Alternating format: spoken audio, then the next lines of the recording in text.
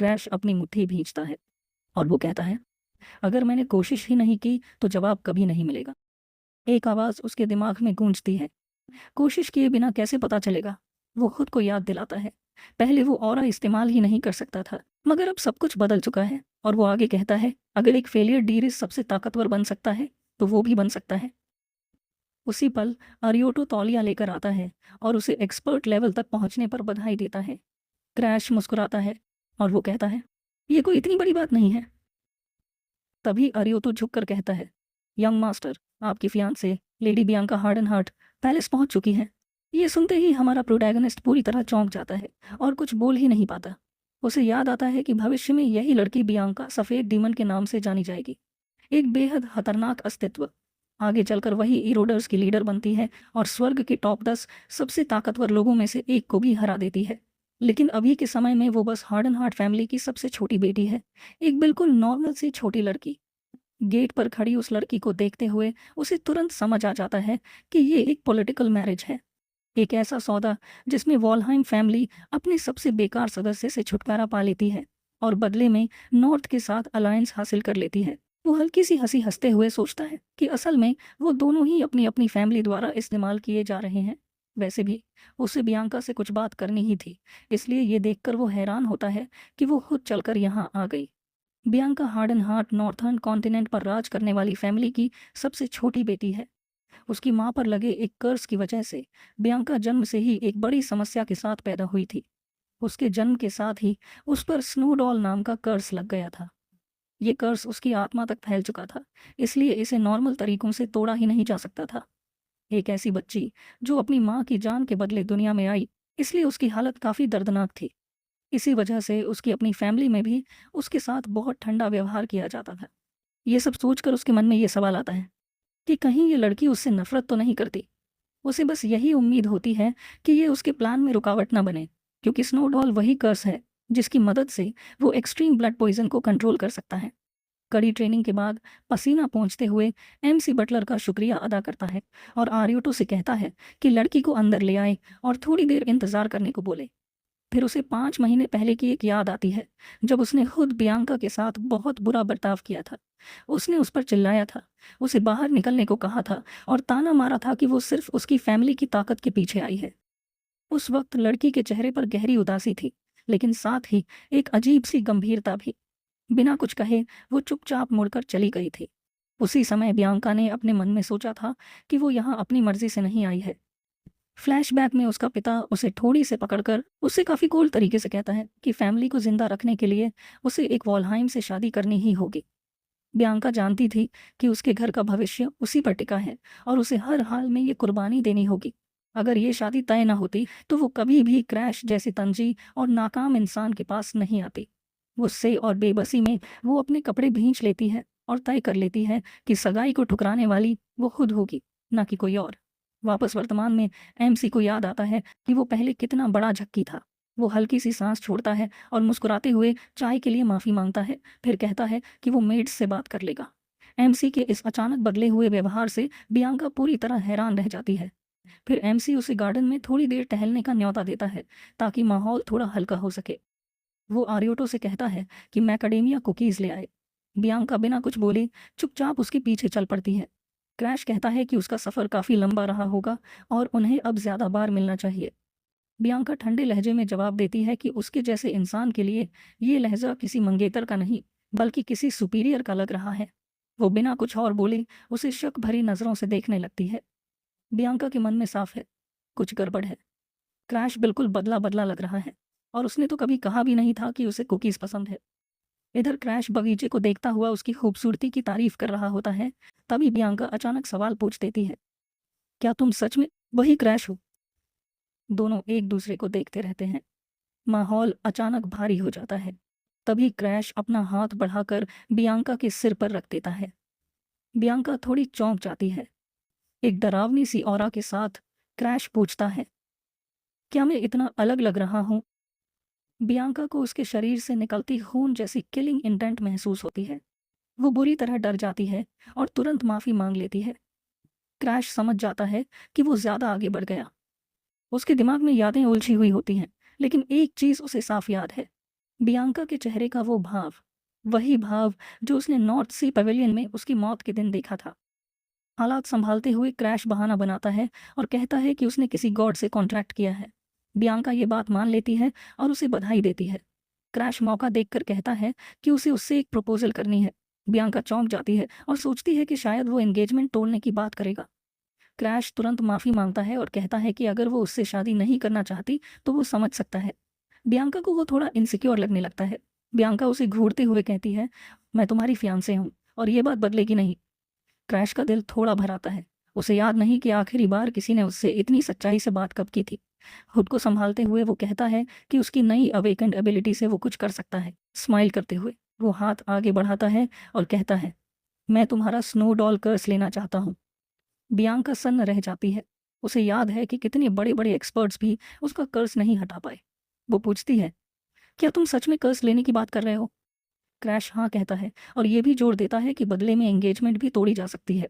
ये सुनकर बियांका के मन में मिसअंडरस्टैंडिंग पैदा हो जाती है। वो सोचती है कि क्रैश अपने परिवार से परेशान है, इसलिए शायद अपनी भावनाएं मिटाना चाहता है। उसे डर लगने लगता है कि कहीं क्रैश मानसिक रूप से टूट तो नहीं रहा। उसे एक मेज की बात याद आती है। जब कोई इंसान अपनी लिमिट पर पहुंचता है तो उसका दिमाग बीमार हो सकता है। वो इंसान बदल सकता है या खुद को नुकसान पहुंचा सकता है। इसी सोच के साथ बियांका उसका हाथ पकड़ लेती है। वो कहती है, तुम ठीक हो जाओगे। तुम्हें अपने इमोशंस काबू में करने के लिए किसी कर्ज की ज़रूरत नहीं है। क्रैश पूरी तरह कंफ्यूज्ड हो जाता है। वो कहता है कि वो सब गलत समझ रही है। बियांका चेतावनी देती है कि वो उससे बार बार मिलने आएगी। क्रैश पूछता है, क्यों? तुम तो मुझे पसंद नहीं करती। बियांका जवाब देती है, मैं किसी खतरे में पड़े इंसान को छोड़ नहीं सकती। क्रैश समझ जाता है वो जिद्दी है और पूरी तरह गलत समझ बैठी है। अब जब वो कोऑपरेट ही नहीं कर रही, क्रैश फैसला करता है वो ज़बरदस्ती कर्स चुराएगा। उसकी ब्लैक हुड एबिलिटी एक्टिवेट होती है। बैंगनी रंग की एनर्जी बियांका को चारों तरफ से घेर लेती है। बियांका के हाथों में भी एक ज़बरदस्त शक्ति इकट्ठा होने लगती है, जैसे वो आने वाली चीज़ के लिए खुद को तैयार कर रही हो।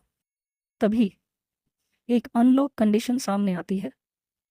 क्रैश की आंखें फैल जाती हैं। वो पूरी तरह चौंक जाता है। कर्ज चुराने की कंडीशन असल में बहुत सिंपल थी, बियांका का दोस्त बनना। ये समझते ही हमारे एमसी को एहसास होता है कि ये एक डबल लॉक है। ये कर्ज उसके साथ जन्म से जुड़ा हुआ है। वो सोचता है कि उसका दोस्त बनना उसका फियांसे बनने से भी ज़्यादा मुश्किल है, क्योंकि बियांका के अंदर इमोशंस ही नहीं है। इसलिए वो फैसला करता है कि वो उसे अपने पास ही रखेगा ताकि उसका ट्रांसफॉर्मेशन रोका जा सके और सही मौका मिलते ही कर्ज भी चुरा लिया जाए। एक तीर से दो निशाने। इसी वजह से वो बियांका की बात सुनने के लिए मान जाता है और बोलता है कि उसे उससे बार बार मिलना अच्छा लगेगा। बियांका कहती है कि वो पहले अपने पिता से बात करेगी और फिर वापस आएगी। वो उसे जाते हुए देखता है और सोचता है कि तब तक वो सीक्रेट मैनुअल्स पढ़ेगा। अगले ही दिन वो देखता है कि मैंशन के सामने बॉक्सेस से भरी एक कार्ट आकर रुकती है। कई लोग सामान उतारने लगते हैं। तभी एक आवाज़ आती है और हमारा एमसी चौंक जाता है। वो बियांका होती है। वो कैजुअली बोलती है कि उसने आज से यहीं रहने का फैसला कर लिया है। ये सुनकर एमसी पूरी तरह शॉक में चला जाता है। कुछ समय बाद जब वो सोकर उठता है तो उसे एहसास होता है कि उसके पास कोई सो रहा है। वो देखता है बियांका उसके साथ सो रही होती है। एमसी सोचता है कि क्या ये अब आदत बन गई है। वो जम्हाई लेते हुए बोलता है कि अगर किसी ने देख लिया तो गलत मतलब निकाल लेंगे। बियांका उठती है, उसे ग्रीट करती है और उल्टा उससे पूछती है कि वो यहाँ क्यों है। ये सुनकर क्रैश थोड़ा इरिटेट हो जाता है। इसके बाद हम कुछ देर बाद का सीन देखते हैं जहाँ पर कि क्रैश अब पूरी तरह से ट्रेनिंग पर फोकस करने लगता है ताकि अपनी नई डार्क एनर्जी को कंट्रोल कर सके। उसे एहसास होता है कि बियांका के आने के बाद कई महीने गुजर चुके हैं। वो उस दिन को याद करता है जब बियांका आई थी और बोली थी कि अब वो यहीं रहेगी। वो तब भी शॉक में था और उससे कह रहा था कि वो उसका ख्याल रखेगा। उसने पूछा था कि क्या वो सच में शिफ्ट हो चुकी है, तो बियांका ने कहा था कि उसके फैमिली ने तुरंत परमिशन दे दी। एमसी को चिंता हुई कि सिर्फ 12 साल की उम्र में इतनी दूर रहना उसके लिए ठीक रहेगा या नहीं, लेकिन फिर उसे समझ आया बियांका के अंदर इमोशंस नहीं है, इसलिए फैमिली से दूर रहना उसे अफेक्ट ही नहीं करता। वो सोचता है कि शायद यही उनके दोस्त बनने की सबसे अच्छी कंडीशन है। ट्रेनिंग करते करते उसे एहसास होता है कि साल खत्म होने वाला है और लाहलिन अकेडमी खुलने वाली है। रिग्रेशन से पहले यही अकेडमी ब्लू स्काई जनरेशन को ट्रेन करती थी। अपने पुराने साथियों को याद करते ही उसके दांत गुस्से से भीग जाते हैं, मगर फिर एक खतरनाक मुस्कान के साथ वो सोचता है उसे उनकी वीकनेसेस पता हैं और वो उनकी स्किल्स भी चुरा सकता है। अगले साल वो 14 का हो जाएगा। मतलब उसके पास सिर्फ 1 साल है स्ट्रांग बनने के लिए। लेकिन वो नोटिस करता है कि उसकी टैलेंट ग्रोथ लिमिट पर पहुंच रही है। वो सोचता है कि कहीं बिगिनर लेवल ही उसकी लिमिट तो नहीं। इस बैरियर को तोड़ने के लिए उसे बियांका का कर्स चुराना होगा और ब्लड पॉइजन को मास्टर करना होगा।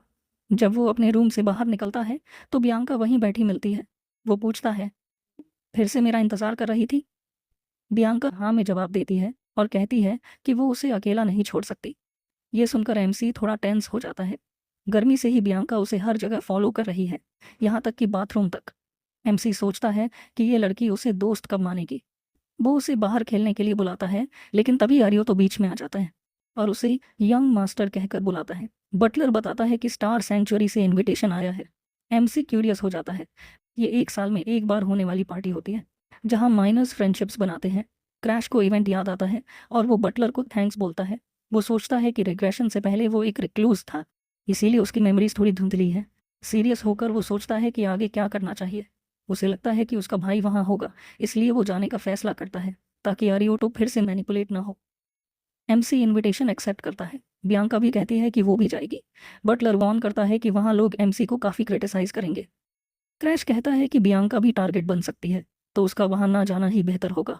लेकिन बियांका साफ मना कर देती है। वो कहती है कि वो उसके साथ ही जाएगी, किसी भी हालत में। आंखों में चमक के साथ वो बोलती है, अपने पार्टनर को प्रोटेक्ट करना एक फियांसे की ड्यूटी होती है।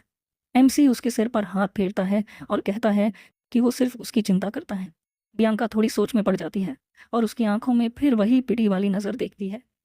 वो सोचती है कि पिछले कुछ महीनों में क्रैश उसके साथ अजीब तरह से बहुत अच्छा रहा है। वो हमेशा पूछता है कि उसे क्या खाना है, उसे ठंड न लगे इसलिए ढक देता है। ये वार्मथ उसे बहुत सुकून देती है, क्योंकि उसके अपने घर में उसे ऐसा प्यार कभी नहीं मिला। इतना कि उसे अब उसकी पहली बुरी इंप्रेशन भी याद नहीं रहती। इसी वजह से वो दृढ़ आवाज़ में कहती है, मुझे अब तुमसे नफरत नहीं है और मैं जाऊंगी। बियांका साफ कर देती है कि ये फियांसे होने की वजह से नहीं, बल्कि उसकी अपनी मर्जी है। ये सुनकर एमसी पूरी तरह स्पीचलेस हो जाता है। वो बस चुपचाप उसकी बात मान लेता है। कुछ ही देर में कैरेज एक विशाल हॉल के सामने रुकती है और हम देखते हैं हमारे क्रैश और बियांका भी उस कार्ट में होते हैं। तभी क्रैश पूछता है, क्या ये जीरो हॉल है? बियांका उसकी गोद में सो रही होती है और वो सोचता है कि इतनी फेमस जगह रेंट करने के लिए लोगों के पास सच में बहुत पैसा होगा। आखिर नोबल्स को इसलिए रिस्पेक्ट मिलती है क्योंकि वो आम लोगों की जगह वर्ल्ड इरोजन से लड़ते हैं। लेकिन वो सोचता है, जो लोग सिर्फ पार्टीज में इंटरेस्ट रखते हैं, क्या वो सच में स्टर्न का फ्यूचर हो सकते हैं? उसे पूरा यकीन है कि स्टार सैंक्चुरी में डिसेंट लोग बहुत कम होंगे। तभी अनाउंसर अनाउंस करता है, लॉर्ड क्रैश वॉलहेम और लेडी बियांका हार्डन हार्ट का आगमन हुआ है। लोग फुसफुसाने लगते हैं, नॉर्थ की ब्यूटी को वॉलहेम फैमिली के फेलियर से बांध दिया गया। क्रैश को नकली चापलूस नोबल्स के बीच रहना बहुत इरिटेट करता है। तभी एक लड़का, जिसके कैट ईयर्स होते हैं, पार्टी में किसी इंटरेस्टिंग को नोटिस करता है। वो अपने साथियों से कहता है कि बाकियों के उलट यहाँ कुछ असली नोबल्स भी आए हैं। ये है बराक हॉगमा, टाइगर बॉय, भविष्य का ब्लू स्काई जनरेशन मेंबर। तभी हम एल्फिन अमीलिया को देखते हैं, जो कि उसके पास खड़ी थी। और आखिर में वह एनेक्स ब्लेजर, लकड़ी के धनुष वाला लड़का भी मौजूद था, जो आगे चलकर स्टारिन के 3 हीरोज में से एक बनने वाला था। प्रोटैगनिस्ट को महसूस होता है कि ये तीनों उसे घूर रहे हैं और वो सोचने लगता है कि आखिर इनकी दिलचस्पी उसमें क्यों है। उसे अचानक याद आता है पिछली पार्टी का सीन, जहाँ शार्लेट खुलेआम डींगे मार रही थी कि उसे कोई हरा नहीं सकता। उसकी बहन ने अपनी ताकत दिखाकर स्टार सेंचुरी को पूरा गार्बेज डंप कह दिया था। उसे सब इतना बोरिंग लगा कि उसने छोटे क्रैश से कह दिया था कि वो अगले साल वापस नहीं आएगी। अब वर्तमान में अजीब सा माहौल देखकर प्रोटैगनिस्ट समझ जाता है कि उसकी बहन ने यहाँ भी कुछ न कुछ हंगामा ज़रूर मचाया होगा।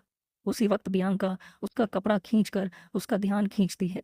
वो भी उस टेंशन को महसूस कर चुकी थी। बियांका उससे कहती है कि इन आवाज़ों पर ध्यान मत दो। प्रोटैगनिस्ट जवाब देता है कि वो बस शार्लेट के बारे में सोच रहा था।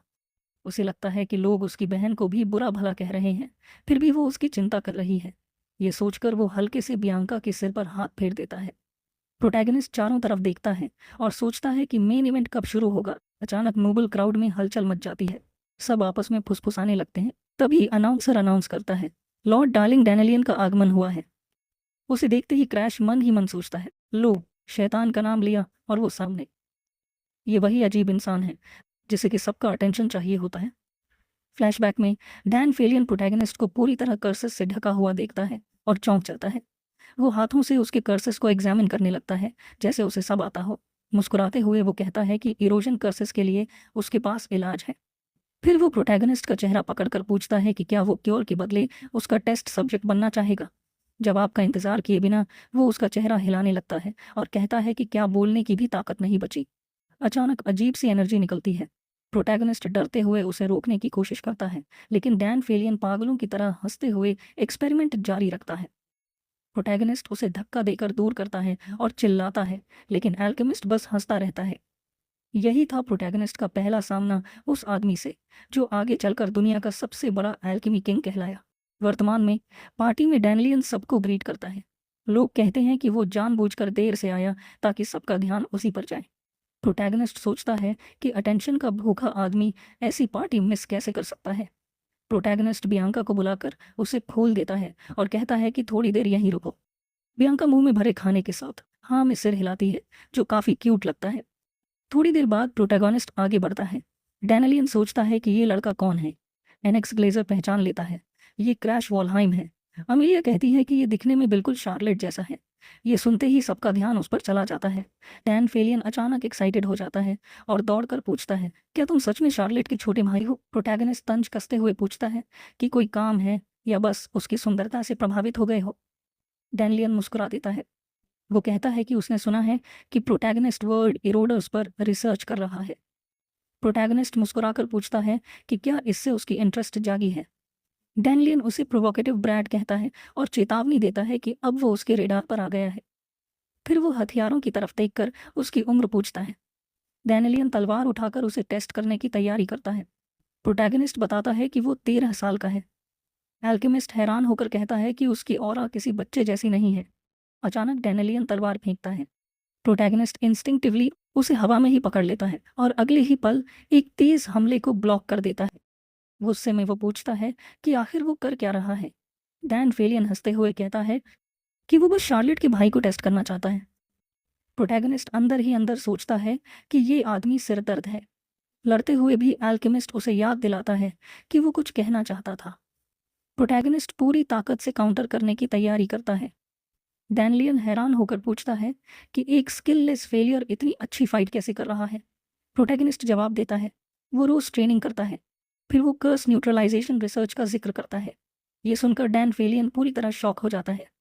प्रोटैगनिस्ट आगे बढ़ते हुए बताता है कि उसका रिसर्च है एक कर्स से दूसरे कर्स को न्यूट्रलाइज करना। ये सुनकर डैनियलियन वहीं पर रुक जाता है, तलवार पकड़े सोच में डूब जाता है।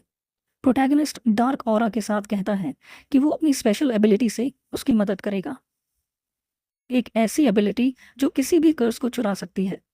डैनियलियन डर जाता है, फिर मुस्कुराकर सोचता है कि अगर ये सच है तो ये उसकी थ्योरी साबित करने का परफेक्ट मौका है।